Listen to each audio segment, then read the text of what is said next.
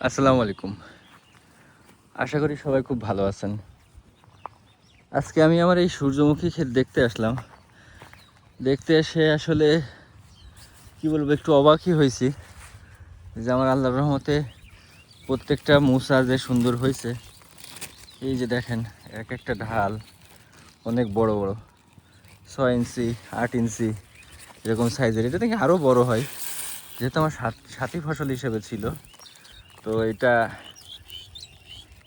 যা হয়েছে আলহামদুলিল্লাহ, এবং আমার প্রথমবারের জন্য এটা বেশ ভালোই হয়েছে। তো মূল সমস্যা হচ্ছে এখন এটা আরও কয়েকদিন মনে হয় খেতে রাখতে পারলে ভালো হতো। কিন্তু সমস্যা হয়ে দাঁড়াইছে যে টিয়া পাখি যে পরিমাণ এর উপরে হামলা করছে। প্রত্যেক দিন ঝাঁকে ঝাঁকে টিয়া পাখি আসে, এবং একটা টিয়া পাখি মোটামুটি 5-10 মিনিটের ভিতরে একটা এরকম ঢাল শেষ করে ফেলতে পারে।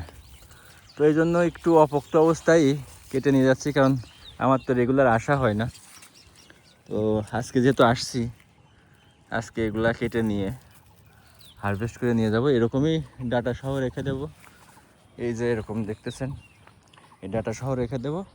তো এটা শুকাইতে শুকাইতে মোটামুটি ডাটায় যে রস থাকবে সেইটা কিছু কাজ হবে। এরকম পলিথিন বেঁধে দিয়েছিলাম সূর্যমুখী টিয়ার হাত থেকে বাঁচানোর জন্য, কিন্তু আসলে এইটাও কোনো কাজে দিচ্ছে না।